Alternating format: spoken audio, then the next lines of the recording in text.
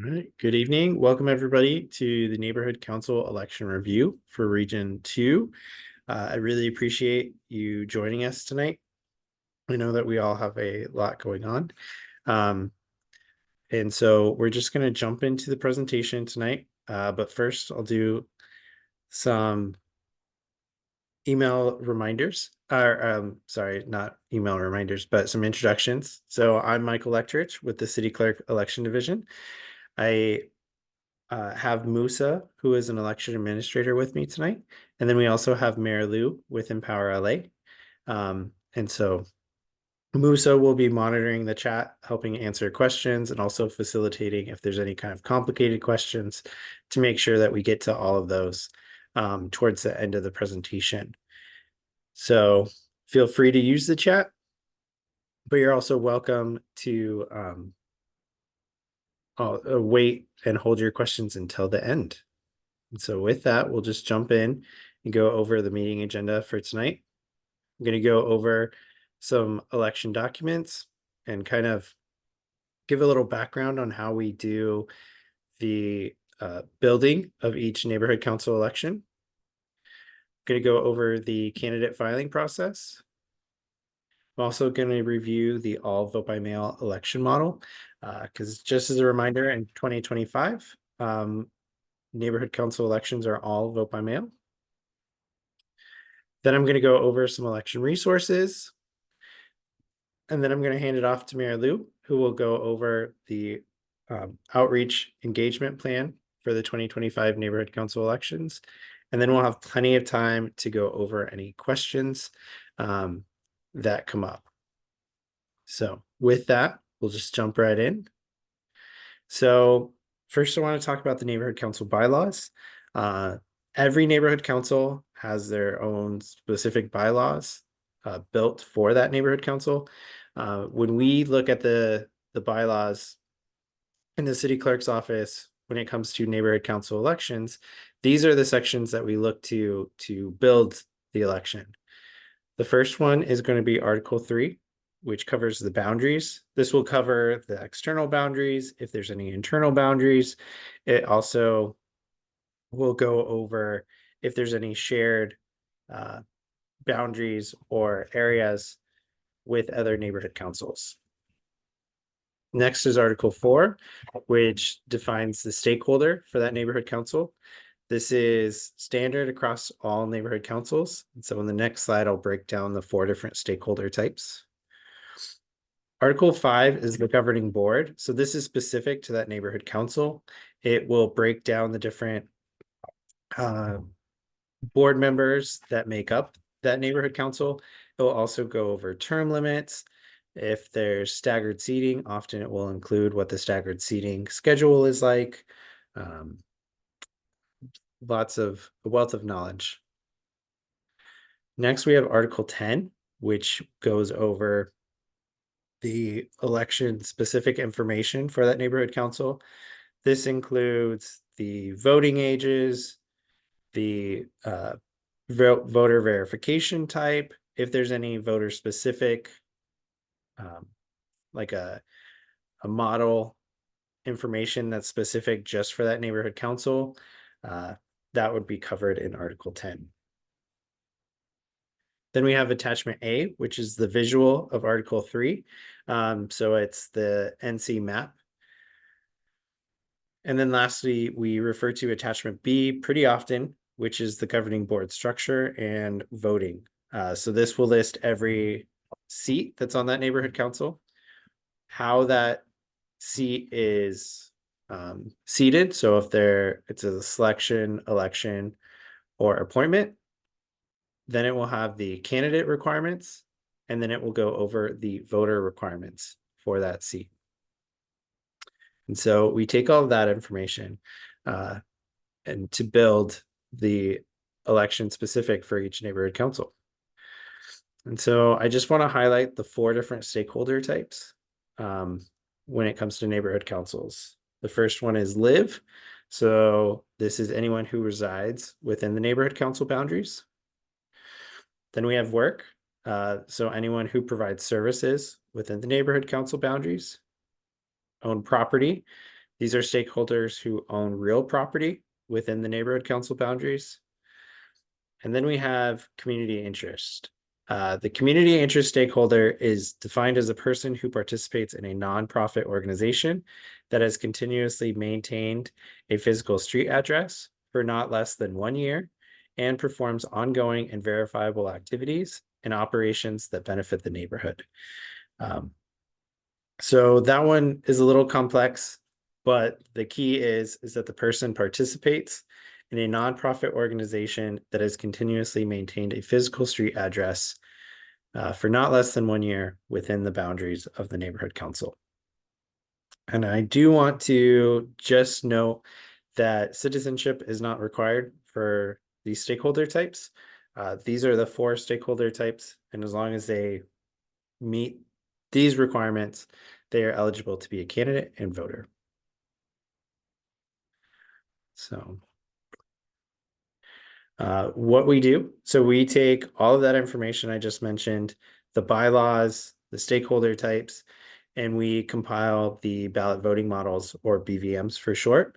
We have emailed all of the ballot voting models to all the neighborhood councils. If you haven't seen your ballot voting model, feel free to type something in the chat and I'll make sure that we get that over to you. What I want to do is just kind of break down what the ballot voting model contains in it. So the first thing is the neighborhood council name and the abbreviation.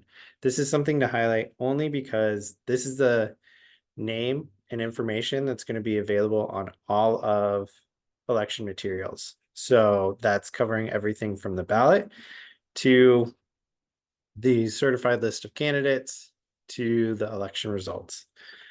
Then it goes over the ballot types. So that's how many ballot types there are in that neighborhood council. It can be anything from 1 to 21, I think, is the NC with the most. How many, and then ballots issued goes over how many ballots each stakeholder can receive. So in this example, stakeholders only receive 1 ballot type. There's some neighborhood councils where they might have a voting model where stakeholders can receive up to 10 different ballots. So that would be listed there. Next is board seats. So this will list how many boards seats there are in that neighborhood council and then how many are elected. Next, we have the term. So with neighborhood council seats, it's always a 2 or 4 year term for elections. So it will state the 2 or 4 year here. Next, we have voting age. So voting age for all seats is 16 years or above, except for when there's a U seat. There are, for those seats, stakeholders 14 and 15 can vote for that U seat. Then we have the stakeholder verification type. That's going to be self-affirmation or documentation. A little bit later in the presentation, I'll be going over the differences of those. Next, we have candidate restrictions. So this is anything in the bylaws that might have an additional restriction for candidates. Most common is going to be candidates can run for no more than 1 board seat. A few NCs have a little bit more complex candidate restrictions, but it would be listed here. Then under other election related language, we'll have, if there's any additional language, anything specific to a voting model. And then this year, this election, we started adding, if there's any shared boundaries or assets, we wanted to make sure that we list that here, just so everyone's in the know about that. And then we have the vote by mail period. And then, sorry, went too fast. And then we break down every ballot for that neighborhood council. So this neighborhood council has 9. So we would have 9 different ballots listed. So we have, first, it's going to be the ballot name, the qualifications to receive that ballot, and then we list out every seat that's on that ballot and how many seats are up for election on that ballot. So for example, the stakeholder who receives this, they'll be able to vote for up to 7 at-large directors. And then going down in the ballot voting model, we just have 1 for each. We break down every ballot. So now I want to highlight the candidate filing process. For Region 2, that's going to be January 17th through March 3rd. So candidate filing is open 45 calendar days. There are two different ways that candidates can apply. One is through the neighborhood council portal, or they can complete a paper application. The good thing about the paper application is we do have those translated into multiple languages available on our website. And those applications are PDF fillable forms, which means they can be filled out and emailed directly from someone's computer, or they can also just be printed out, filled out, and mailed to us, emailed to us, faxed to us, whatever the preference of the candidate is. And then every candidate is required to provide documentation proving their eligibility. When we talk about documentation, that is their photo ID, proof of age, proof of stakeholder status. And I only mention that all candidates have to do that because there's often confusion. If a neighborhood council is self-affirmation, they think that applies to the candidates, and that is not the case. All candidates must provide documentation proving their eligibility. So our office, once we receive the application and we receive the required documentation, we'll review it. If everything meets the requirements, they will be considered a certified candidate. Once someone is certified, their documentation is deleted from our system. We don't have access to it anymore. We do have access to our notes, so that we can refer to that in case there's any questions about the documentation that we've viewed. Once a candidate is certified, there is a period of time where candidates can be challenged. This could be, for example, if that neighborhood council has term limits, they might be challenged stating that maybe they've exceeded their term limits. So our office will review those candidate challenges and affirm or deny them. Once all of that period is passed, so once candidate filing is passed, once the challenge period is passed, the withdrawal deadline is passed, we can release the certified list of candidates. This is typically released 60 days prior to election. So it will list everyone who is going to be on the ballot.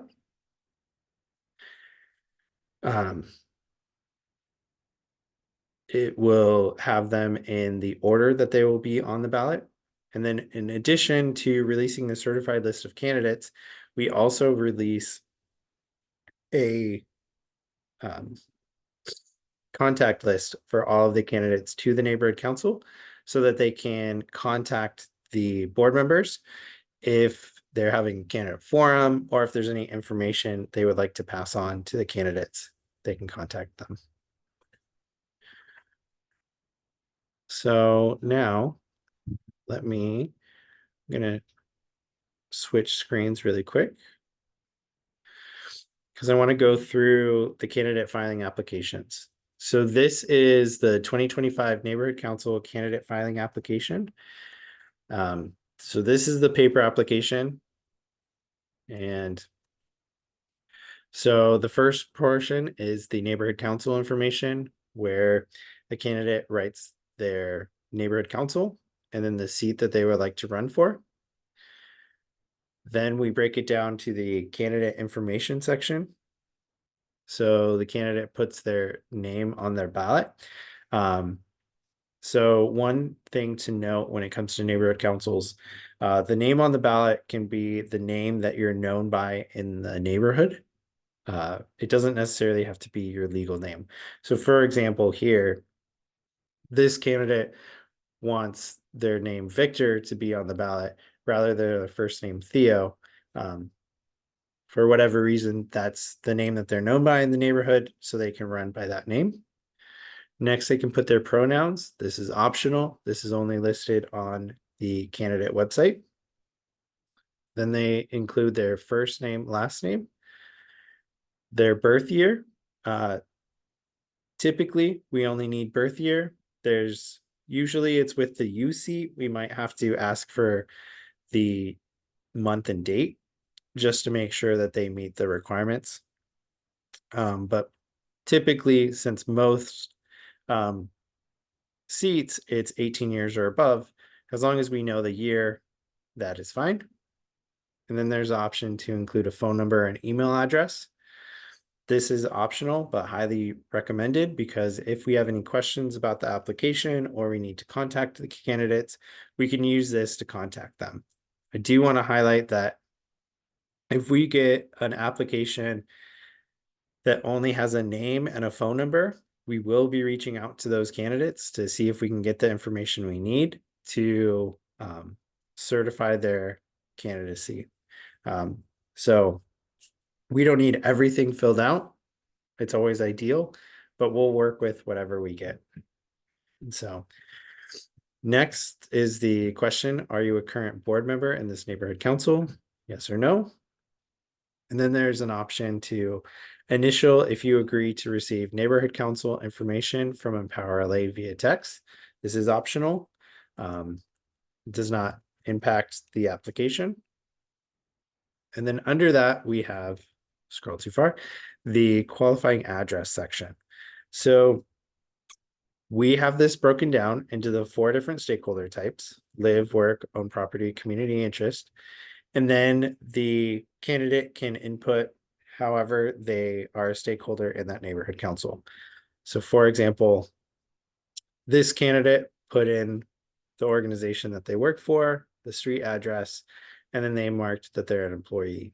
We have all these different check boxes because there's multiple neighborhood councils where being an employee versus an owner might mean that they qualify for a different seat. So that just kind of triggers us to make sure that we are looking for certain things when we're reviewing the documentation and the requirements. So then under that, they list, there's the documentation area where they can list the documentation that they're attaching to their application.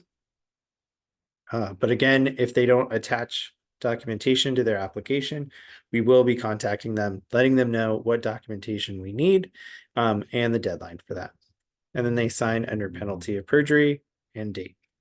So that's the main portion of the application. The second page is an option to provide a candidate statement.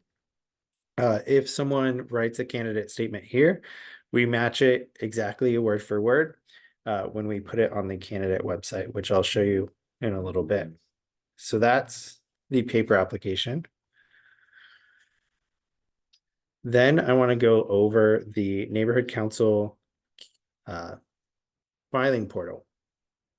So last election season, in order to get to the portal, you had to go through Angelino account. You can still go through Angelino account if that's your preferred method to log in, but it is not required. So you can scroll at the bottom and you can sign in with Angelino.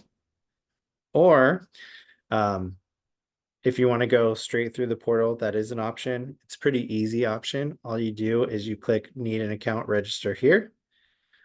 You type in your first name, last name, email, and then confirm your email and click create. Once you click create, an email will be sent to you with a link to create a password. And once you create that password, you can log into the portal. If you forget your password for any reason, you can hit forgot your password, type in your email, and a link will be emailed to you to update your password. If you have any issues logging in, feel free to contact our office and we'll be able to assist through that process. And so I've created an account, so I'll type in my email and password here and I can click login.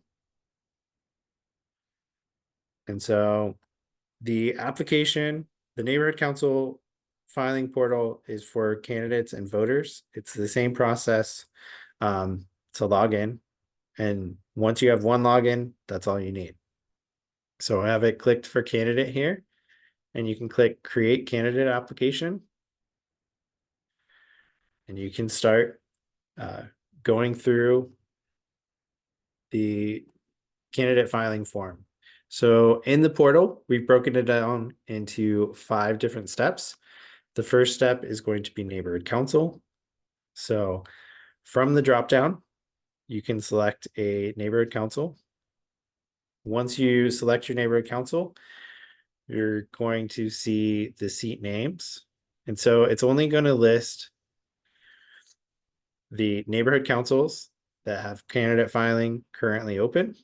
And then the seats will only list the seats that are currently open for that neighborhood council. So for example, this board only has these 2 seats open. I only mention that so if in a staggered seating neighborhood council, you'll only see the seats that are up for election. The other seats will not be up for election, so they will not be listed here. Once a seat is selected, the requirements for that seat will pop up here. And that will stay throughout the whole application process, just for an easy reference as you go through the period. So now I can choose what kind of stakeholder type I am. I can choose live. It will always have these 4 options. And so I'll choose live. Once I choose that, sorry, this is a test portal, so it's not set up properly, but under here, we would have that question of, are you a current board member? Yes or no. Once you select that, you can go to next. So now it's going to be the candidate information.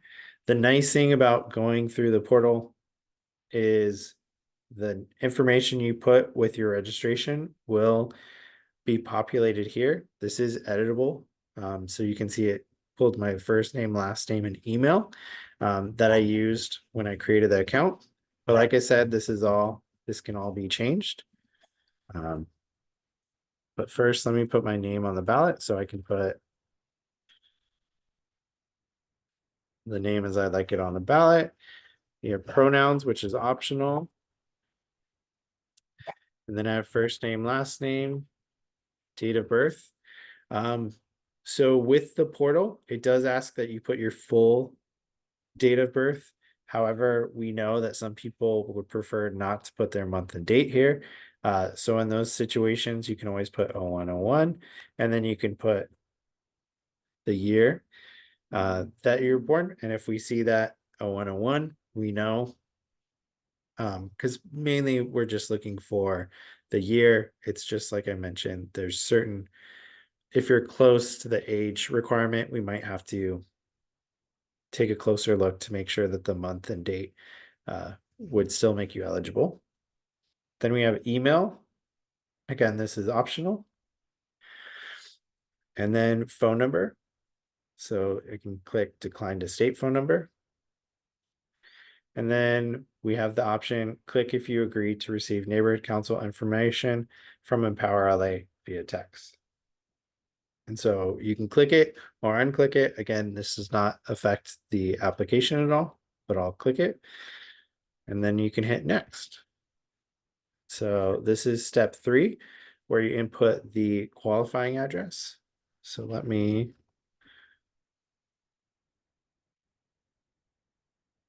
type in a address real quick. Oops.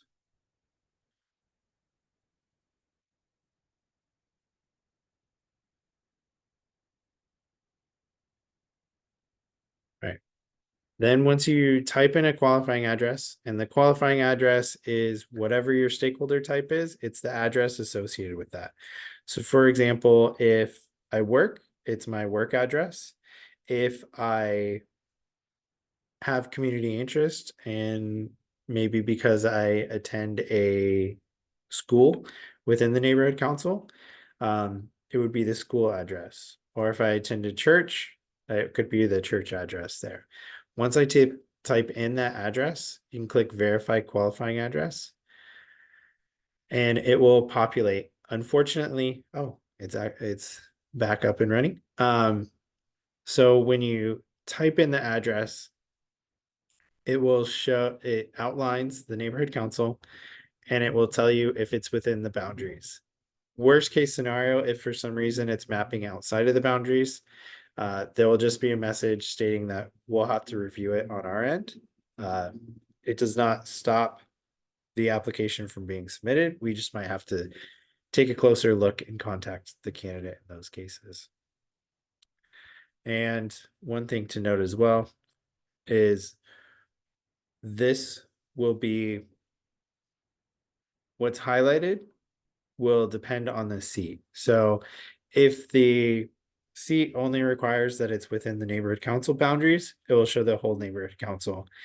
If this neighborhood council has internal boundaries and this seat is attached to one of those internal boundaries, that boundary would be highlighted. Just for ease of the candidate to make sure that they meet the qualifications for that seat. Then we have mailing address. So you can put same as qualifying, different from qualifying, or decline to state. That's optional. So I'll hit decline to state and then I'll hit next. I do want to highlight when we talk about candidate filing deadlines, it's broken up into two major deadlines. There's the candidate filing deadline, which is when the candidate filing application has to be submitted. Then there's 3 calendar days after that where documentation must be submitted by. So as long as you complete these first 3 steps, that's all that's required by the candidate filing deadline. And then you have 3 additional days to provide documentation. So there's going to be a pop-up window here, which is just declaring under penalty of perjury that all the information is true and correct. And then it's a little blurb to remind you to provide any documentation by the deadline. So you can hit it, accept, submit. And then next, the candidate has to agree to the neighborhood council board member candidate for election board service acknowledgement and affirmation. This is a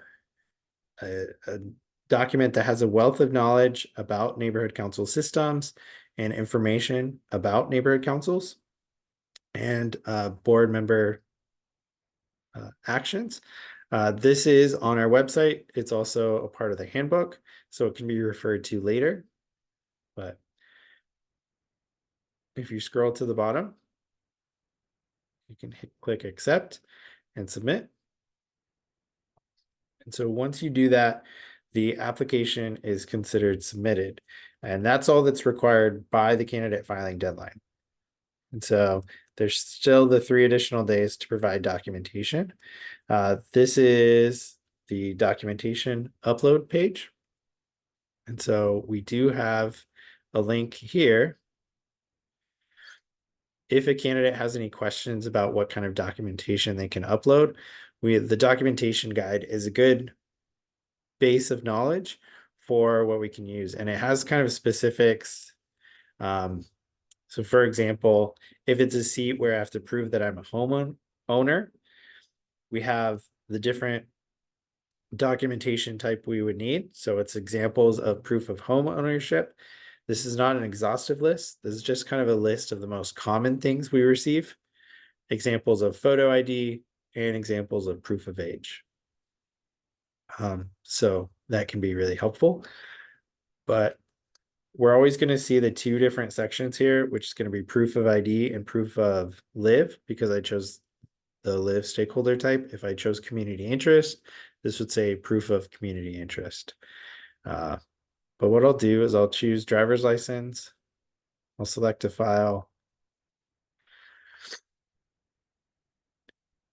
And so I've uploaded my driver's license. And if I feel that that covers everything that's needed, I can just upload that one document and click next. If I think I need to upload more documents, like let's say my driver's license is expired, so it's a photo ID and proof of age, but I need to pair it with something else, I can, under proof of live, choose utility bill and maybe upload a utility bill.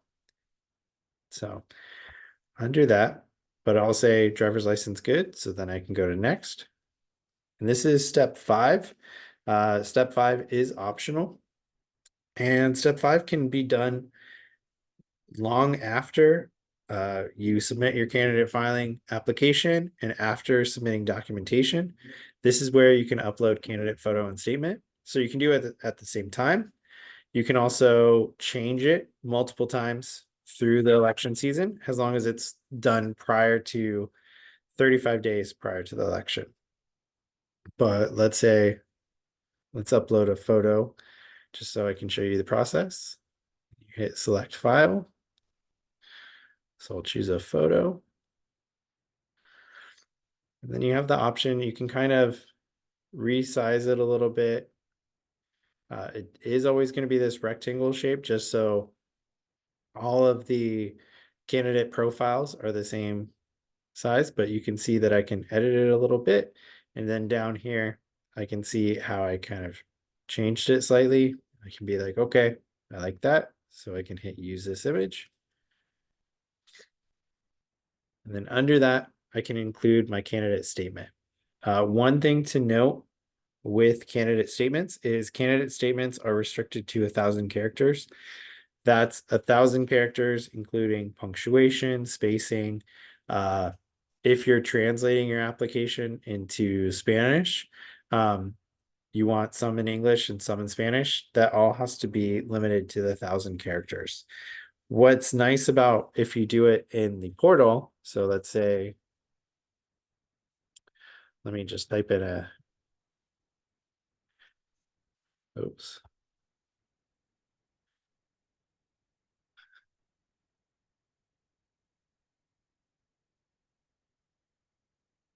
So you can spell check as you're typing in your statement. And then also down here, it's going to track how many characters you've used out of the 1,000 characters. So once I feel like I like my candidate photo, I like my statement, I can click save. And it will then create a candidate tile. A candidate tile will have all of the information that's on my application. So it would have my ballot name here, the election I chose, so that's the neighborhood council, the seat, the stakeholder type I chose, and then the status of that application. So you could log in at any point and see what the status of that application is. Is it pending? Does it state action required, which means our office has been in contact with the candidate and needs more information? Is it certified? Is it withdrawn? And then it will have some filing dates here. And then it will also have the option to, you have a button if you want to change your candidate photo or statement, and then an option to withdraw as long as the withdrawal period has not passed. One thing I forgot to mention with candidate photos and statements. So those go on our candidate website. They do go through their approval process prior to being posted. The reason for that is it's very common that stakeholders might accidentally upload their driver's license. I've seen a deed to their house, different kind of sensitive materials that you don't necessarily want for public viewing. And so just to avoid that, we review the candidate photos and statements to make sure that it is a candidate photo. And so let me show you the candidate website. So the candidate website will have the drop down of all the neighborhood councils that have had candidate filing open. And then when you select that neighborhood council, you'll see the name of the seats that are up for election, the term of those seats, how many of those seats are up for election, the qualifications to run for that seat, and then the qualifications to vote. And then we'll have all of the candidates, the candidate photos and statements available here. And these will be in the same order that they will be on the ballot. And so you can see it has the candidate name, the status of that application. Then if you scroll over, you can review the candidate statement. And then at the end, at the very bottom, it will list out the documentation used to certify those candidates. So that's the candidate website. It's a very handy tool. And so with that, let me get back to the presentation. So we went through the paper application, we went through the portal. So now I want to talk about the all vote by mail registration process. So again, for neighborhood councils, this election season, it's all vote by mail. For Region 2, the vote by mail period is going to be March 21st through May 12th. So the first step is going to be the vote by mail application has to be submitted. It is worth noting when it comes to neighborhood councils, applications must be submitted every election. The reason for that is stakeholder types change, bylaws change. So we need an application every election season to make sure that we are sending that voter the proper ballots, ballots that they should be receiving based off their stakeholder type. So our office will review those applications. To verify eligibility to vote based off the bylaws. If we have any questions on those applications, we'll be reaching out to those voters multiple times to let them know of the information that we need. So once we've verified, assigned a ballot, we will mail a ballot packet. What's included in a ballot packet is going to be the ballot or ballots if it's a neighborhood council where the voter can receive multiple. They'll have instructions. Included in those instructions will be a QR code and URL that will lead them to that candidate website so that while they're voting, they can review the candidate website, the photos and statements. And it will also include a prepaid return envelope. So next step, simple stakeholder votes. They receive their ballot and they vote. And then lastly, the ballot is returned to our office and the ballot envelope can be returned with USPS. So that's using the prepaid return envelope. It can also be dropped off at neighborhood council ballot boxes. I'll show those locations shortly. Each region will have ballot boxes throughout the region, and it can also be returned to our office. And I do want to highlight, we have increased the number of notification emails and updates that we're sending to voters this election season. And so out of these 5 different steps, 4 of those steps voters will be notified of. So they will be notified once an application has been submitted. They'll be notified once our office has reviewed their application and verified eligibility. Once we've signed a ballot, they will get a notification once we've mailed out their ballot packet. So this is really useful in the case of maybe I got a notification that my ballot was mailed 2 weeks ago, but I still haven't received it. They can contact our office so that we can mail out a resend ballot. And then also once a ballot is received by our office, they will get a notification letting them know that we've received their ballot and that it will be included in the tally. So now I want to go over voter verification. As I mentioned earlier, there's 2 different verification types. There's self-affirmation and documentation. So we're mainly looking for 3 different things when we're talking about voter verification. The first thing that we're looking for is identity. So with self-affirmation, what that means is the voter provides information on their application, such as their name.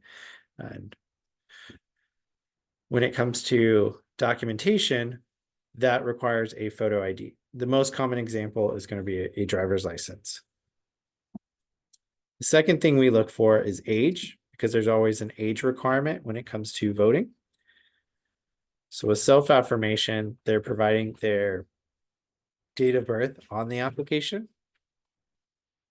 But when it comes to documentation, we're looking for a document with their date of birth. Again, most common example is going to be driver's license or a California ID. The third thing that we're looking for is stakeholder status. Self-affirmation, they provide their stakeholder status and address on the application. And that's all that's required for self-affirmation. For documentation, we need a document with a stakeholder status information. So one of the most common examples is you might have a driver's license that has your previous address on it, not your current address. So you could use that to verify your identity and your age, but you could pair it with a utility bill, with a current utility bill to prove current stakeholder status. So now I want to kind of break down and highlight the two registration options when it comes to vote by mail. The first option is going to be online registration. This is open for a 51-day filing period. And the nice thing about this is stakeholders are able to log into the portal and track their application or ballot status at any time. And it's open 24/7 during the filing period. Then we have paper applications. These are actually available 81 days prior to election day. In all honesty, they're available now on our website in multiple different languages. So that's a great benefit. And they also, the nice thing about those is voters can designate authorized agents to collect applications. So for example, maybe I'm a neighborhood council member, board member, and I want to make sure my neighborhood knows about the upcoming election. And I just want to walk door to door, hand out applications. There's a portion of the paper application that can be filled out so I can collect all of their applications and send them into our office easily. Or if it's maybe the neighborhood council is holding an event where they want to hand out these applications, they can also collect all of them to return them to our office. Just fill out the authorized agent portion, which I will go to now. So let me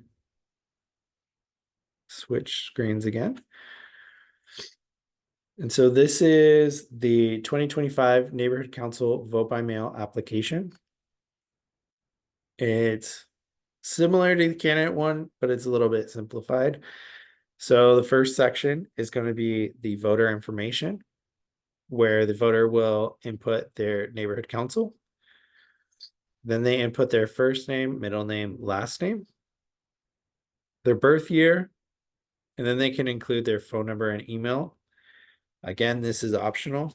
But just like the candidate filing application, if we receive a phone number and a name, we will reach out to that voter multiple times to see if we can get the information we need to be able to process their application. Then there's the option to initial if you agree to receive neighborhood council information from Empower LA via text. This is, again, just like candidates, optional, does not affect the application at all, but it is an option available. Then we break it down to the qualifying address. Just like the candidate application, it's broken down into the 4 different stakeholder types. We do state complete all that apply. Sorry for that. Complete all that apply. And the reason for that is in multiple neighborhood councils, you might receive, like, let's say that this is a neighborhood council where you can receive multiple ballots, because I might receive a ballot based off where I live, and I might receive a ballot based off my community interest. So completing all that apply assure that you're receiving the ballot or ballots that you are eligible for. Next, we have the mailing address. So this is just to complete if it's different from the address above. And then they sign and date under penalty of perjury that all of the information is true and correct. Lastly, there's the authorized agent portion. This is kind of what I was speaking to earlier. So in this case, I'm walking around my neighborhood And so I collected Sophia's application and put it in my name and signed here so that I am authorized to collect the application and return it to our office. So what I want to show now is how that application looks through the portal. So as I mentioned, it's going to be that same login. So I can put login here. And because I'm not doing a candidate, I want to fill out my voter application. I can click voter. Then I hit create voter application. And the vote by mail application through the portal is going to be 2 or 3 steps based off the neighborhood council. I'll kind of explain that as I get to step 2. So the first step is going to be the voter information. So it's the option to put in my first name. Well, not option, but it will pull my first name and last name and email from my registration. But let's say that maybe I have a different email that's focused on that I review more often. I can edit this to be that email. You can edit the first name, last name as well. And then we have date of birth, just like candidate filing. If you don't want to share your full date of birth, you can put 0101 and then we can put in a year there. There's the option to choose your contact preference. So if it's maybe I work better by phone, I can select phone, or maybe, email is my preference. If we receive both, we will contact both ways just to make sure we're in contact with the candidate, but we do use the preference first. Next is the click if you agree to receive neighborhood council information from a power relay via text. Again, completely optional. So if you leave it unclicked, you still move to the next option. And so then now we have step 2, which is the election. And so let's see, if I choose a neighborhood council that is self-affirmation, once I complete step 2, my application will be done. If I choose, I'll choose Northridge East. Northridge East is documentation required. So now, because this neighborhood council requires documentation, I now have a third step, which will go over the documentation. So first, let me go through step 2. So I've chosen my neighborhood council, and then I can check all of the stakeholder types that apply. Just like I was mentioning with the paper application, the reason for that is maybe if I live and work in a neighborhood council, I'll receive different ballots based off that. So that's why you want to check all that apply. And when you check an up box, you'll have a box pop up that will be associated with that. So if I choose live and work, you can see I now have an area to input my residence address. And then I have an area to put my work organization and address. But I'll unclick that and just have live. So let me type in an address.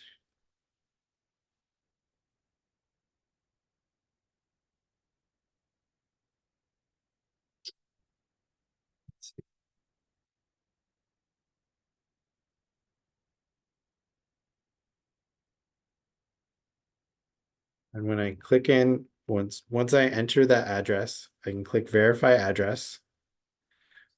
And so in this case, maybe there's a typo in my address. Maybe there's just an issue with the portal. So I can click close.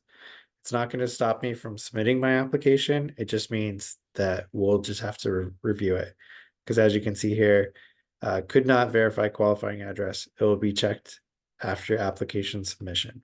So our office will review it. If there's any issues, we'll be in contact with the voter about it.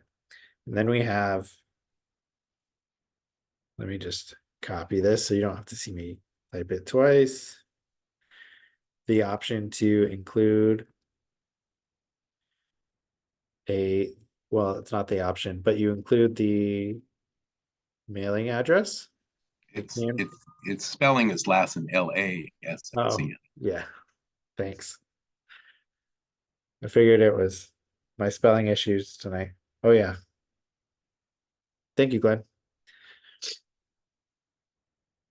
But that's a perfect example. So it's misspelled there. Still might still be an issue. And then you can hit verify mailing address, or it's going to automatically check your mailing address when you click next.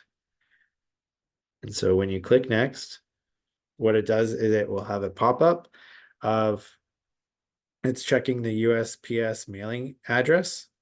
And if it finds anything, it will make a recommendation. You can hit no use address I provided, or you can hit yes, change it to that. This pop-up is going to happen almost every time because the last 4 digits of the zip code is going to be added. This is just very similar to when you're ordering something online and you have the pop-up because it's checking the USPS system. It's the same thing here. So you can hit yes. And then we have step 3, which is the documentation type. And so we do have a link to the documentation guide here as well. But you can select from this dropdown, which is just common types of documentation we receive, not exhaustive. But at the end, we do have other in case it's something different. So let's just upload a driver's license.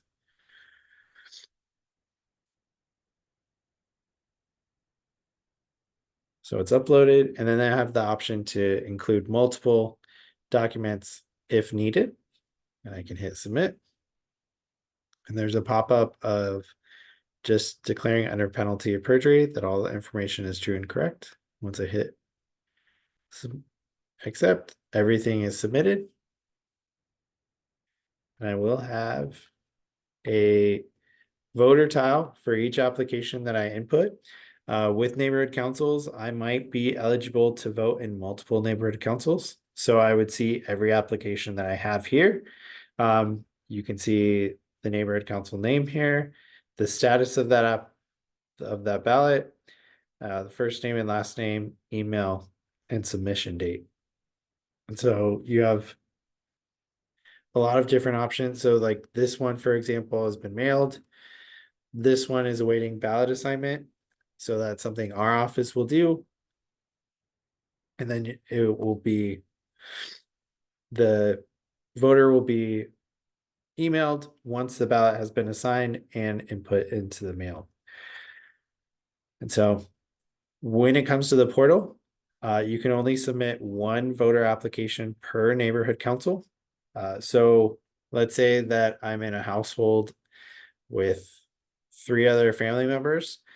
For them to submit the application through the portal, all 3 of them would have to create an account and submit their application with that account specific to their information, or have the option to give all of them paper application, fill out the authorized agent portion, and I can collect them and mail them into our office. So with that, let me get back to the presentation. So some important vote by mail dates for Region 2 is first is going to be the vote by mail application period will open Friday, March 21st. Ballot mailing will begin Tuesday, April 15th. The vote by mail application period will end Monday, May 12th. I do want to highlight here, today we did extend the vote by mail application period in all regions by 1 day, so that they are all ending on a Monday.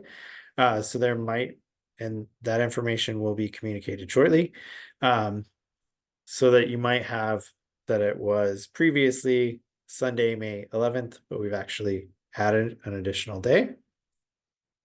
The deadline to request resend ballots is going to be Tuesday, May 13th. Election day is going to be Tuesday, May 20th. And the deadline to receive postmarked ballots is Friday, May 30th. So that's 10 calendar days after election day. So as long as a ballot is postmarked by Tuesday, May 20th, and we receive it by Friday, May 30th, it will be included in the tally. So just to highlight again, the 3 different options to return ballots. For Region 2, Election Day, May 20th, 2025. First is going to be USPS. That's using that postage paid return envelope. We've also partnered with library and rec and park locations so that every region will have a few different ballot boxes available.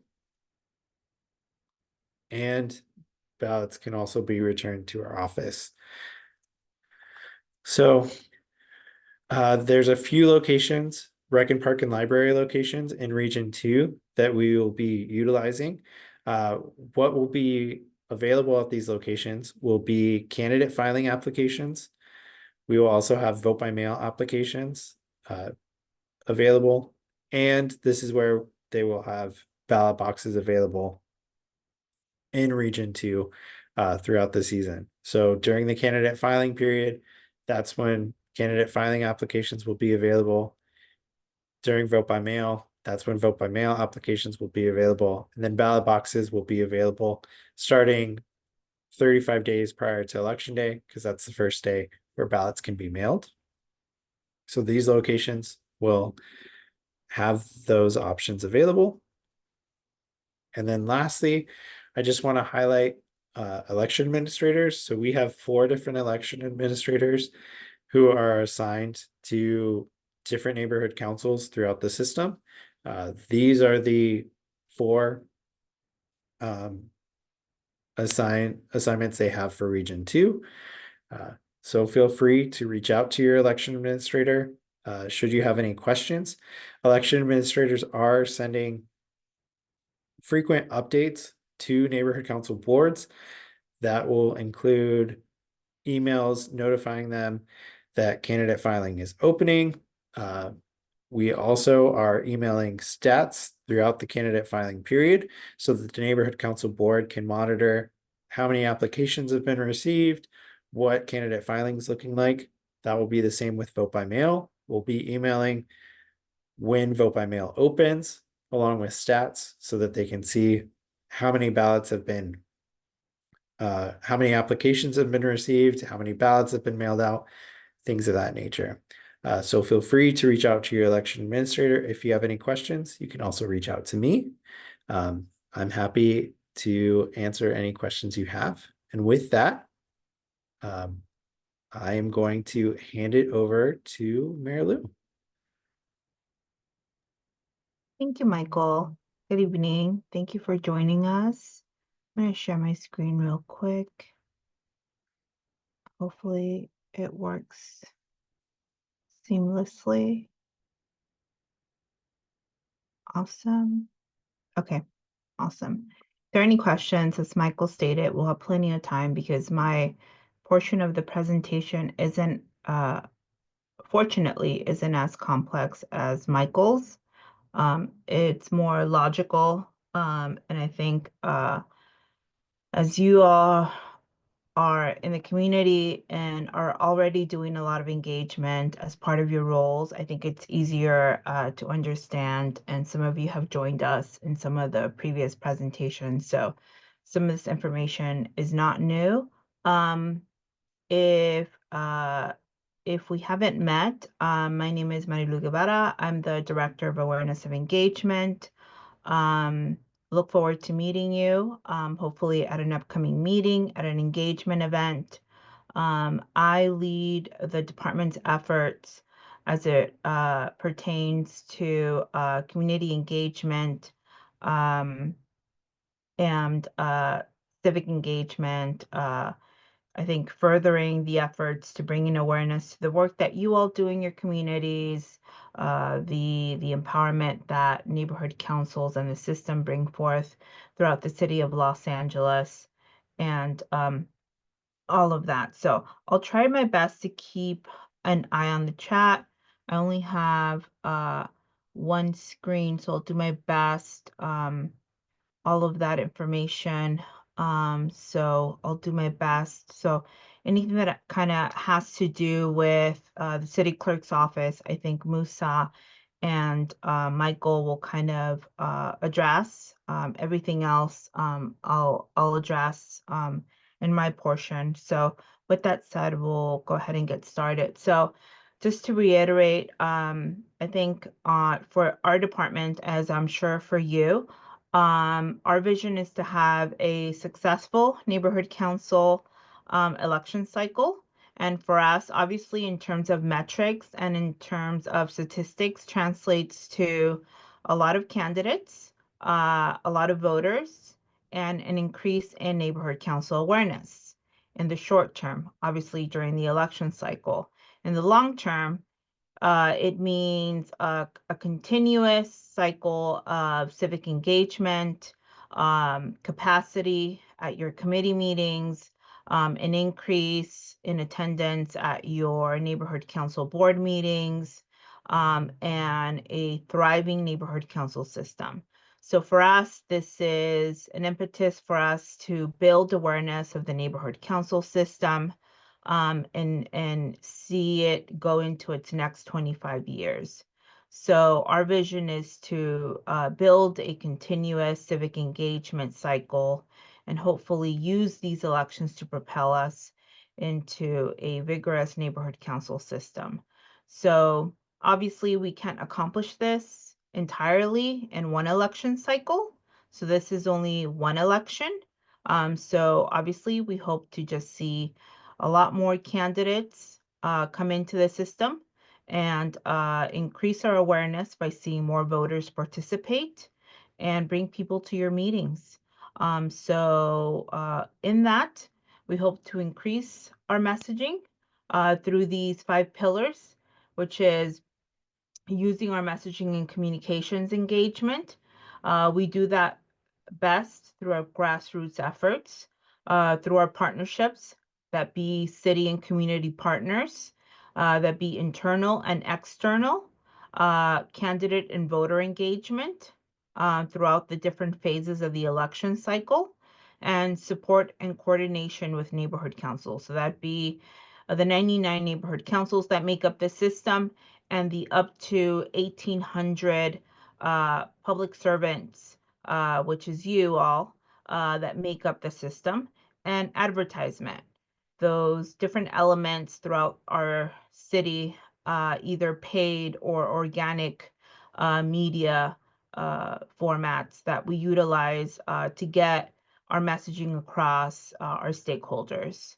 So using these kind of 5 different elements, we hope to hopefully create our framework for engagement and get our messaging out throughout these next couple of months. And we've already been utilizing some of this. So just to kind of bring you up to speed, we've done obviously a little bit of our messaging and communications. A lot of it obviously has been focused on a lot of organic because to be perfectly and transparent, as a small department in the city, obviously we don't have a large budget to focus on a lot on paid advertisement. So, and we depend a lot, obviously, on the engagement and the grassroots engagement of our 99 neighborhood councils and our field team and our departments in the city. Obviously, our partner with the Office of the City Clerk. We've partnered with the Social Press Kit, which is a tool that we've utilized this election cycle, which has made it easy for us to distribute citywide content for community partners and city departments, to create regional and citywide toolkits for neighborhood councils and for us to distribute information about not only the neighborhood council elections, but also about the neighborhood council system, with neighborhood councils city departments, and community-based partners, so CBOs. That would be nonprofits and other organizations that exist at the community level, to create foundational knowledge about what neighborhood councils do, the who, what, where, and when about neighborhood councils, and also about neighborhood council elections. Because before we ask individuals to get involved and to become a candidate, we have to make sure that they know what neighborhood councils are. Creating this foundational knowledge is important. So creating these tools and these resources has been really important for us, and neighborhood councils have been able to utilize. So we've been sharing the social press kit, and here's a quick video that we've included a link and shared the social press kit with neighborhood councils. So you will be, as your region, right before your region opens, you will be getting tailored communications kit with graphics, content, links, hashtags that you will be able to download and upload directly to the major social platforms. So that would be like Instagram, Facebook, X. It doesn't directly plug in, and you could see we have regional content with graphics. Here's Region 11, for example, content on how to use the toolkit. It doesn't have a plugin for Nextdoor, but you can download the assets, so the graphics, and you can upload them from your computer. I recorded myself. Just here's an example of downloading the graphic. You can edit the graphic. You can skip graphics if you don't particularly like something. You can edit text. You can change a website if you want to have it go to your website. You can edit a hashtag if you want to put a different one, if you want to track something. It's really you can customize something.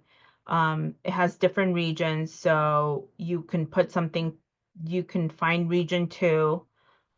We have all the regions up already. It has all the dates. We'll be updating all the dates because, as Michael stated, some of the dates were up, some of the deadlines were updated as early as this morning. So we'll be working with our PIO to update some of the information. Additionally, neighborhood councils will be receiving prior to filing day or on filing day in the morning, right at 8 a.m., a PDF flyer with their branding information, with their logo and branding colors, a promotional flyer to promote their open seats. It will have tailored information with their seats, information about what neighborhood councils are, once again, to provide that foundational information to individuals who can run, the website information for their website, election website information, QR code to file an application for candidates, potential candidates who may be interested, and just, information for questions. Additionally, that email will also include information on how to get in contact with our department, city clerk's information in case there's questions. I make myself always available for outreach committee, for presentations, if you have an elections committee as well. We also have a public drive with resources and guides. It's always linked in my email. It will be linked in that email as well. We also have flyers and door hangers. I've gotten a lot of questions. Door hangers are legal, but once again, they have to be hanged on doors, not inserted into mailboxes or into, under doors. They are, as stated, to be hanged on doorknobs. We have hard copy applications, same application that Michael showed on the screen. We have them in, I think, all the 13 languages that Michael stated. We have them in the office, and you can coordinate with myself or your neighborhood empowerment advocate, so your NEA. And we can deliver the flyers, the door hangers, and the hard copy applications either to your board meeting, or we can make arrangements to get those to you beforehand, because we know that deadlines are coming up. And like I said, you can always coordinate with me as well if we need to get those to you sooner. We all are also sending ENS communication that's going out on the opening day of filing, and we are also sending it out before the closing of the candidate filing deadline, a couple of days before, to allow people at least a weekend to work on their application and get that in. So we're trying to be very mindful of those deadlines and getting communication out to those individuals who know about your neighborhood council, who have signed up for agendas, who know of the work that you do, and letting them know that you're looking for local leaders and that you are accepting applications as part of your neighborhood council election. So we are doing that. Additionally, we are working with city partners, city and community partners. As I stated, we are putting our communication in a couple of city department newsletters. We are, we've done some press releases with the Office of the City Clerk. We are working on a press release with the Office of the Mayor coming up. Obviously, with everything happening in the city, there's been a delay on that. As Michael stated, we are working with, we have a partnership with the ballot boxes with the LA Public Library branches and Rec and Parks. However, we are looking for some potential in-person events coming up with those two departments.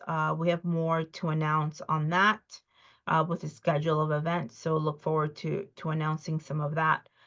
Community-based organizations, we do have some outreach that we are doing to over 300 organizations that we've already begun. And we will be opening, I know that a lot of neighborhood councils in the past have provided feedback to the department about wanting to have a close connection to the CBOs that the department does outreach to.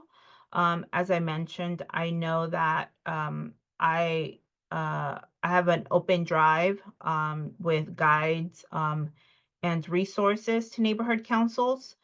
So I'm trying to filter that CBO list by neighborhood council, and I'm trying to clean that list up so that I can make it available on that drive to any neighborhood council that might want to have access to a CBO list.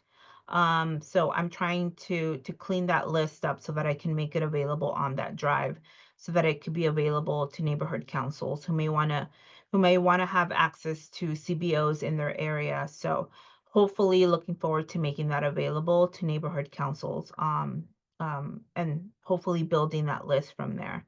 And that's long term, not necessarily just election related. We are doing Neighborhood Council 101 presentations. These are presentations that introduce neighborhood councils to the community, the neighborhood council system to the community. As of now, we've done 29 of these, and we have more scheduled throughout the year. We are also beginning our faith-based outreach. We did a presentation last week to Chrysalis. We have a presentation tomorrow to a couple of faith-based leaders in downtown LA who lead a couple of churches in South LA. And this is introducing, this is a presentation very similar to what we do, introducing the neighborhood council system. So we, and neighborhood council elections, and we very similar to the presentation that I'm doing here now. We share information about what neighborhood councils are, candidate filing deadlines, and we give our election information. So look forward to sharing a little bit more about that work that's getting done. We're always open to attending community events with neighborhood councils.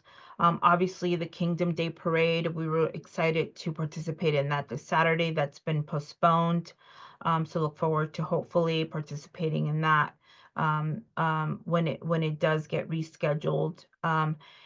As of now, we don't have any updates on whether these will be rescheduled, but we are looking forward to participating on the 25th and 26th on potential community events in the Greater Wilshire area and Greater Cypress to share and work with those neighborhood councils to distribute election information for those neighborhood councils and in support of those neighborhood councils. Tentatively, we have canvassing scheduled with those neighborhood councils for the Mid-City, Central Alameda, and South LA area. I think it goes without saying, we are available to do canvassing. And what takes place in canvassing sessions is our staff will work with those local neighborhood councils, and we will walk those communities alongside neighborhood council leaders, and we will flyer the area or distribute door hangers. And in the areas, we either will look at the regional map to distribute the materials. Sometimes we do this strategically based on the regions that we see that there are no candidates filing, or we will just cover a wide area. Additionally, for community events, we will sometimes join neighborhood councils that either don't have the capacity to do events on their own, or we will partner with the neighborhood council to do an event. I mean, Michael can tell you, I've also spoken to him about potentially doing joint events where we think it's a good opportunity to go out and distribute applications at an event. So just know that if there's like a farmer's market or an event in your area and you think it'd be like a good opportunity for us to distribute, candidate applications, and and have the department there or have the city clerk's office there, because it's more efficient, to just have us there. It's kind of like a one-stop shop, to just have us there to distribute the applications and have people fill them out right there, all in one spot. Feel free to let us know.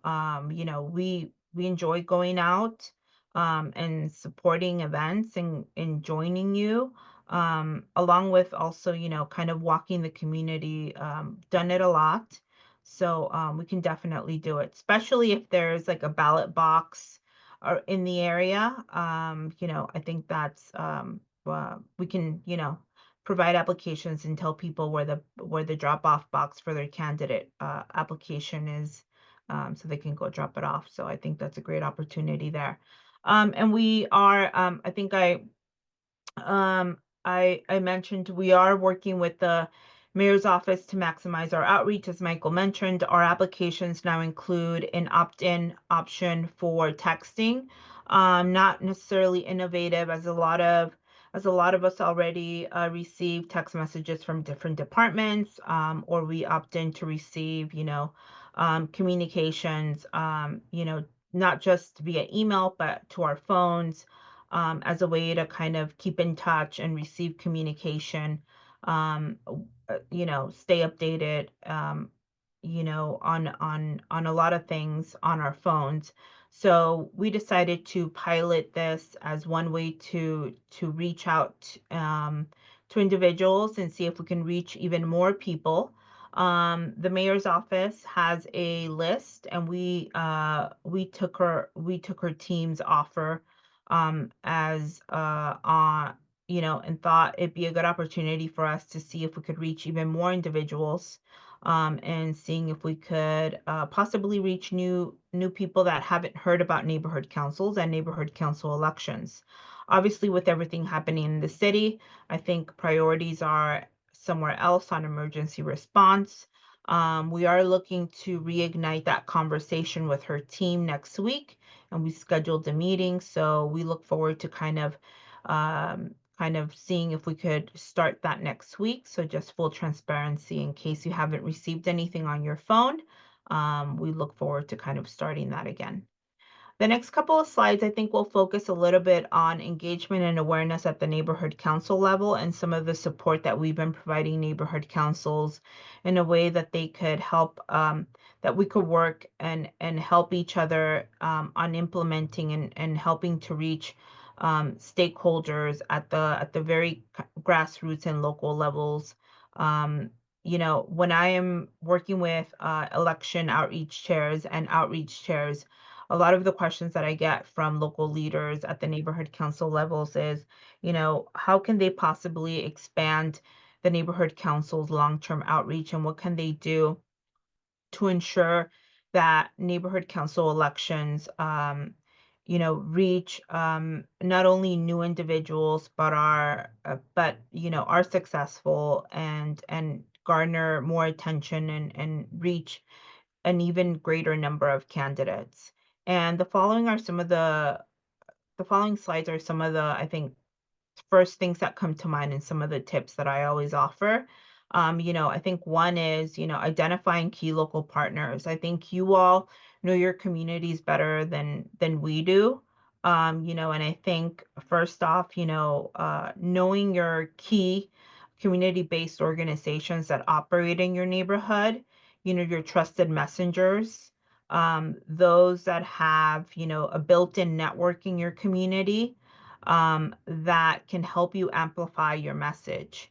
You know, we definitely have, you know, through our social press kit, through our flyers, our door hangers, you know, we can provide you some of that built-in message that you don't have to create on your own. Um, and you can pass that messaging on to some of these partners and they can help you amplify the message. You know, some of your past, you know, NPG recipients, some of, you know, that come to your meetings that you've provided funding to in the past. Some of them are part of your newsletter, you know, list. Some of them follow you on social media. Some of the nonprofits in your area, some of your homeowner associations, some of your block clubs, Chamber of Commerce members, local businesses in your area. So essentially, you know, those community partners that are already in your neighborhood who know about you, are part of your built-in audience. You may not have to reintroduce yourself to them. You know, reach out to them right now during the election season. Let them know you're having an election. You know, send them the flyer. Let them know where your open seats are. Just make the ask. Let them know you're having an election. You know, you can type up a quick little template if you want. You can pass it on to your board members and just ask your board members, you know, here's a template email, send it to your network. Let them know, you know, whoever, you know, pass it on to a couple of people that you may know and ask them to share, you know, the election flyer. Or pass it on to an organization in the Encino area or the North Hills area, the Northridge East area, who may, you know, who needs to know that we're having an election, who can share our election content. So the thing is, amplify your message. Identify key local partners who can help you amplify that message and help you, you know, do some outreach. Couple other engagement methods along the same lines: create an awareness program, engage your board members and your committee members. It's not just, you know, you're obviously here tonight, that's great, but it's not just you. There are others on your board, you have other committee members. You know, if you're the outreach chair, if you're the elections chair, if you're the president, you know, as director of awareness and engagement, I know it can sometimes feel like, you know, you're the one that kind of leads everything. It could be overwhelming. I hear that a lot from a lot of presidents and chairs. But it's really about creating a culture on your board and creating an awareness program where, you know, you can partner with others, create a network, and have people, you know, create different roles and responsibilities. You know, share in the responsibility. Have people share it with their professional network. Have people share the information with their friends. have people share with their community networks. Do they have neighbors they can share the information with? Have your board members share the election information with those around them. Um, you know, give give them lists, give them templates, but have them share in the responsibility of doing some of the work as well. Election information page on website, a very basic thing that sometimes gets overlooked, which happens to a lot of us. Sometimes the basic things on the list and the basic tasks are sometimes the ones that we forget to sometimes check off our lists. Having a page dedicated to the important deadlines, the links, for example, that take your stakeholders to the voter registration application or to the candidate application, to all the important information about the election, like our elections page or the city clerk's page. Having that visible on maybe your homepage or having a dedicated page, making sure that you have that material on your social media page. If you have social media, that's essential. Essentially, if you are having a neighborhood council election, anyone who visits your neighborhood council website or your social media page should know you are having an election. They should see information. It should be easily visible. They should know. If you have someone on your board or if you have a committee member or a committee who oversees your content on your website or or your social media, or if you are paying someone, make sure they have that information that they need so that they can update your website or social media. It's really important. You don't want stakeholders to be in the dark. You want them to be able to visit your sites and be able to click on links and get the information that they need. For example, Michael updated the deadlines. Make sure that those updated deadlines are updated on your page. We do the same. We have a person on in our department that has to get that information. There's a chain of command. So we have the same issue on our end. Community and neighborhood council events. Make sure that you include tabling. Like I said, if canvassing is something that is successful or works in your neighborhood, this is very general. Some neighborhoods, canvassing doesn't work.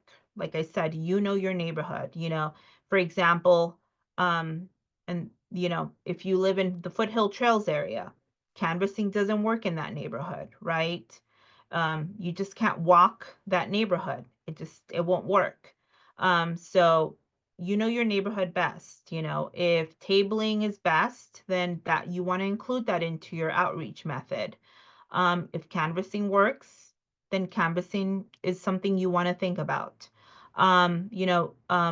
Have it, talk to your board members, talk to your committee members, recruit outside volunteers, talk to our staff, talk to me.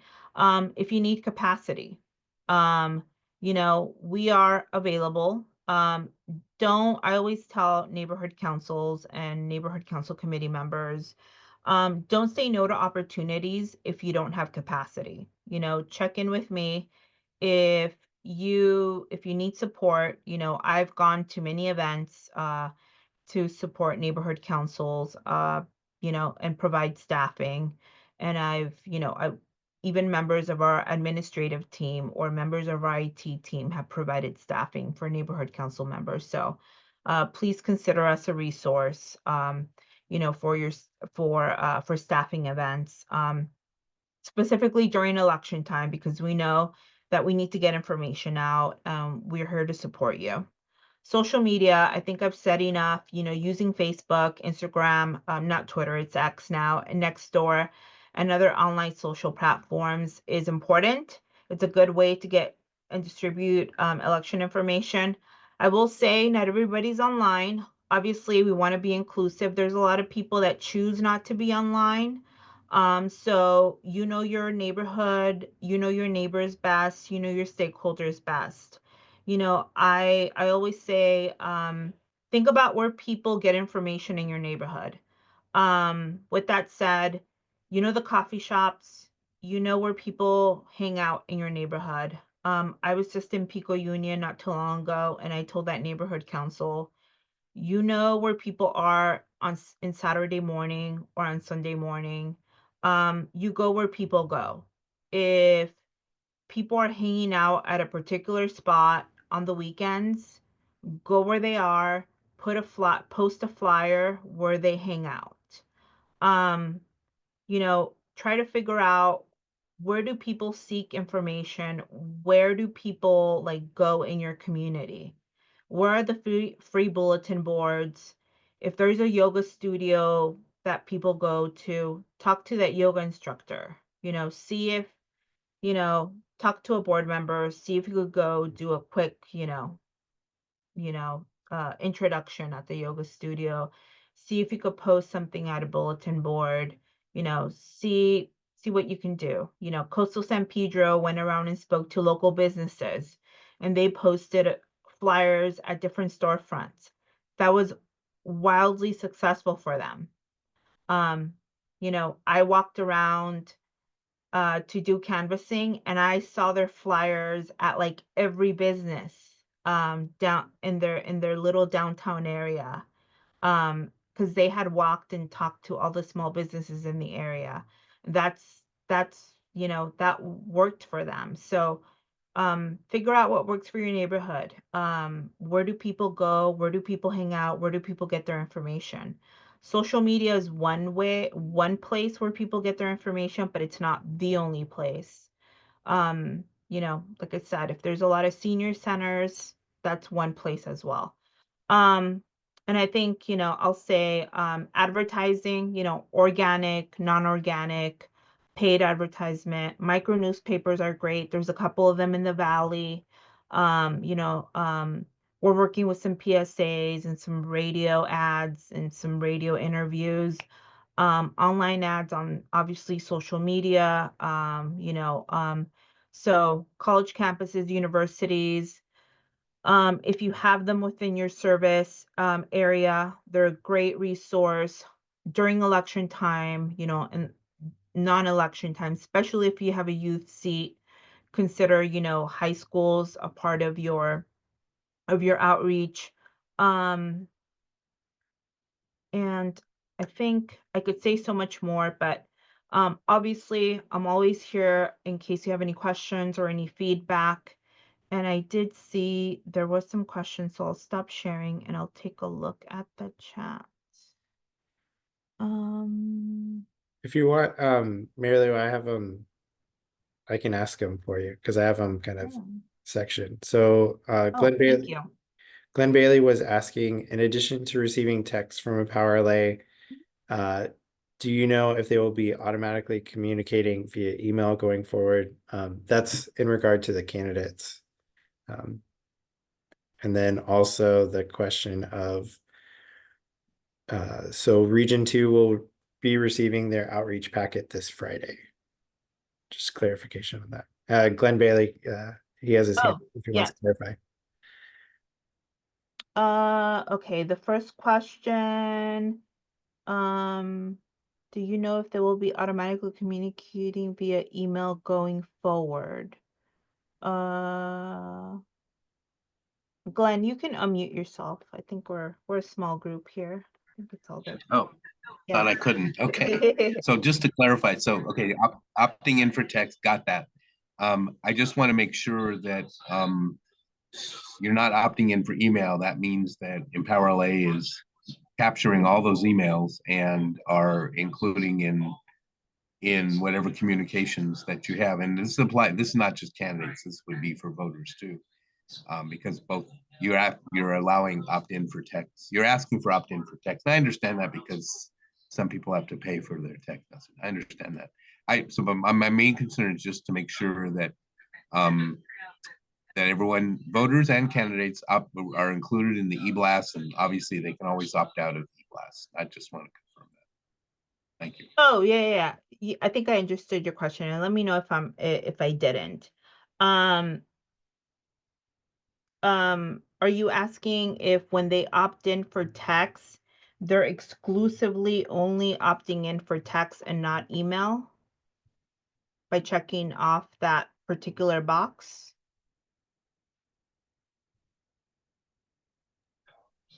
No, there's no mention of emails, and I just want to make sure that the emails in PowerLA is capturing the candidate and voter emails and is using it for your outreach current and going forward. Oh, In okay.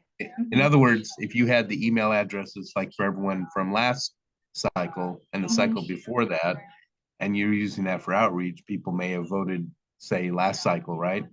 Or the cycle before, and you've got that, and you can remind them, hey, we're doing it again. You know what I mean? I just confirming. That's the way it's been done Understood. in the past, but I just didn't hear it this time. Thanks. Yeah, no, understood. I guess it's a little because they fill out the application with the Office of the City Clerk. I think this is where we get a little legal because they're I guess at this phase because they're completing the application, there will be a point where we will opt them into our communication, Glenn. That's a good point. So yes, we will opt them in at some point. Yes. Thank you. We'll make note of, I'll make sure to make note of that. I appreciate that question a lot. Yeah. And the outreach packet is this. That was a yes. That for this Friday we should get that Yes. It's scheduled. Yes. for Region 2. Yes. Yes. And I will be, I think and Thanks. I'm saying this out loud, to myself as well. Because there's been some updates, with and I know some of you may have attended, or some of you may be in multiple, if you're part of multiple neighborhood councils, you may be a stakeholder or a board member in multiple regions. So we will be because there were some adjustments to deadlines in multiple regions, we will be going and making some adjustments to the deadlines and some of the outreach materials to all those to the deadlines and all those materials, and I will be providing rolling updates to that. Yeah. But thank you. Yes.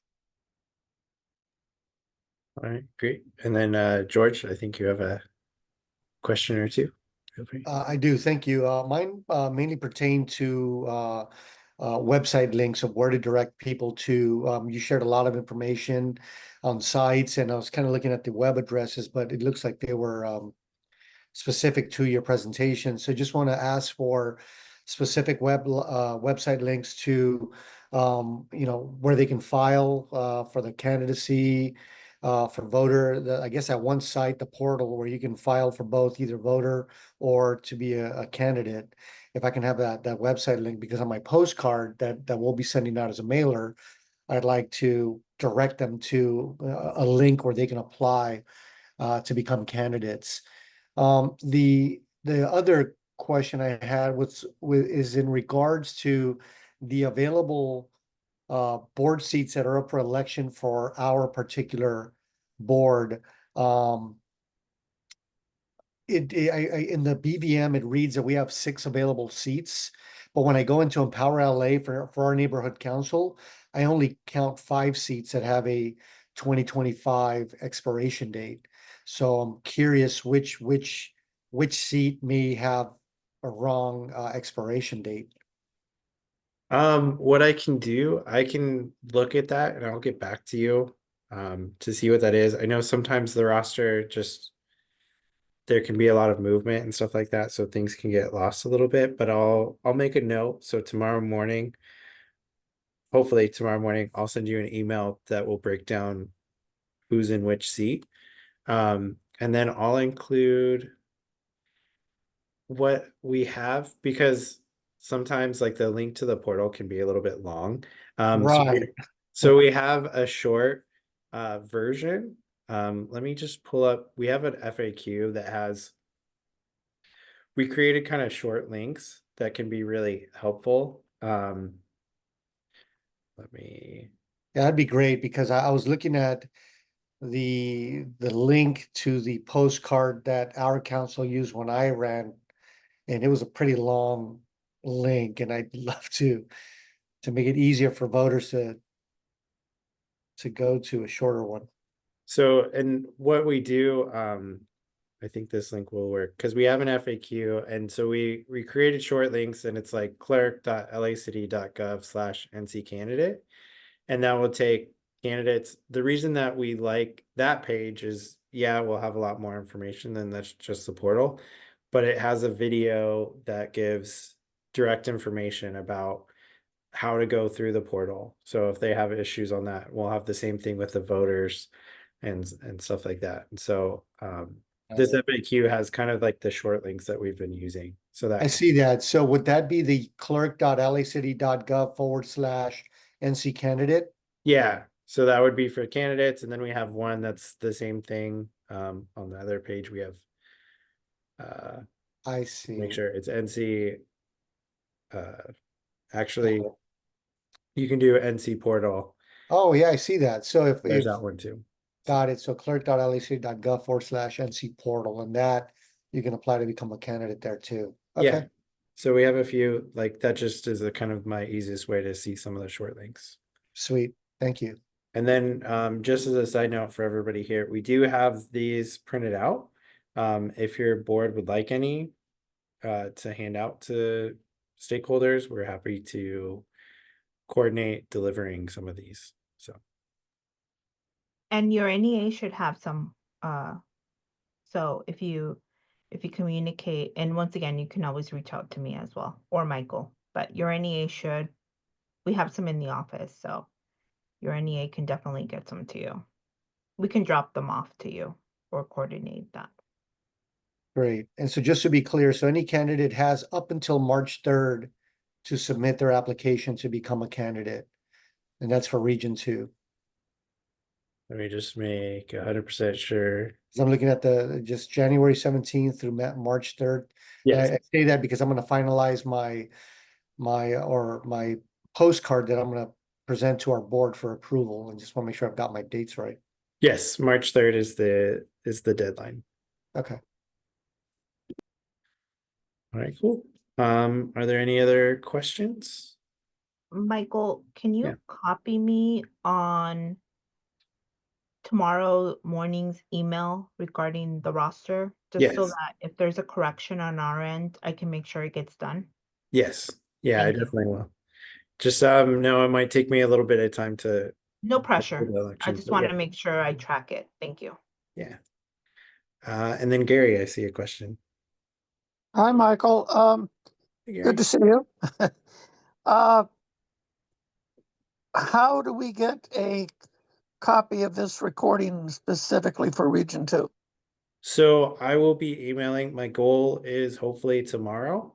I'll be emailing everyone who signed up because I know quite a few people signed up but were unable to attend. So you'll get copies of the slides along with a link to the presentation. Michael, I specifically included you in a lengthy email encouraging my entire board to attend tonight. I won't ask you publicly here, but if you could perhaps drop me an email and tell me if anyone other than myself registered for tonight's event. I'm really disappointed that there's really only 3 of us here from actual neighborhood councils. I can just mention, I'll mention quite a few did register, so they'll all be getting copies of the presentation. Did anyone register for my board? I mean, you don't Yeah. have to do it publicly, but Yes, quite a few did. So could you give me the names in an email? yeah, I can do that later. And I'm sorry to do that to you, but I made such a big effort. You saw the email. Yes. I can't believe that nobody's here. Yeah. At any rate, what else is it I'm trying to ask you here? Regarding applications and whatever other documentation, we have a meeting this Thursday. Can I make that request here and now that they be delivered, dropped off at our meeting or something so that we can start? I guess I'm a little disappointed that nothing's going to be given to the board until Friday, which is the first day of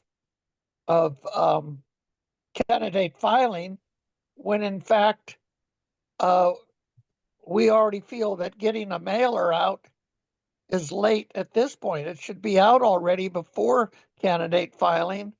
And then if we're surprised by what we're going to receive and we have to start all over and we have to either have special meetings or wait a month for, you know, for another meeting to approve funding and get mailers out, we're already a day late and $1 short. So I guess I'm a little disappointed where we don't already have all this stuff. So forgive me for being blunt, but maybe we can get something at least Thursday, and because I'm supposed to be ready to try to get a mailer approved Thursday night, and I don't know what's forthcoming. Yes, I think, Mary Lou, I think you were nodding your head that you'll get some stuff over to. Yeah, let me see what I can do, Gary. Let me talk to so first of all, you're meeting in person on Thursday? Yes, and John Darnell is our NEA. Okay, let me coordinate with John to make sure. Let me coordinate with John, and I think Gibson is his director. So let me make sure. Supervisor, yes. Yeah, so let me make sure that that I can get them what they need so they can deliver it. And then let me see if I can get you and your board. Let me expedite some stuff. I'll do my best. I don't know when our clerk representatives intending to visit the board. I know I've left messages for you, Mary Lou, at least twice, and to that other lady, and nobody gets back to me. So I'm sorry to be blunt again, but it's been very frustrating. I'm very grateful to Michael. He's been extremely available, and thank you, Michael. Yeah, happy to Did happy you to say help. I'm sorry, did you say you emailed me, Gary? No, I called the phone number and left Oh, messages. I'll have And one of the people I talked to actually emailed you while I was on the phone. oh, that's odd. I'll have to follow up. Okay, so I won't say Yeah, any more now. no I worries. guess it's just after what happened in our last elections, things arriving the day before or the day of final candidate filing. It's like, talk about the definition of a day late and $1 short, and and and because as long as I'm venting, Mary Lou, one of the things you said is that you cannot get all of this out to the boards uh, in one election. I hate to say it, but they just had a 25-year anniversary, and Dunn is supposed to be our support system. And after 25 years, uh, a comment like that is like, are we just starting after 25 years? They've had 25 years to somehow get people aware of what a neighborhood council is and how to do this and how to do that. So I know that this is putting you in a bad position because you haven't been part of it for 25 years. I forget how long the city clerk has been a part of it. So I Yeah, hope you take that with as a positive observation. yeah. I can't be the only one that thinks that listening. No, yeah. I mean, yeah, we can't do it all, we can't do it all in 6 months, but we can definitely do our best. Well, I know, but you understand to say that they've had 25 years to get this system organized. And it's like, are we just starting for the first time this year? That's what it sort of comes across like. Well, well, I added my email address and my phone number, in the chat. So I will connect with John, Gary, and I will make sure that they have what they need to deliver to your meeting. I mean, it goes without being said, I will try to expedite, and I think to Region 2. I mean, if I do it for UNC, I'm going to do it for all Region 2. There's no reason that I'm just going to do it for one neighborhood council. So it goes without saying that if I'm able to do it for one neighborhood council, I'm going to do it for all Region 2. I'll go ahead and start working on it. Thank you, Mary Lou. No worries. And Glenn.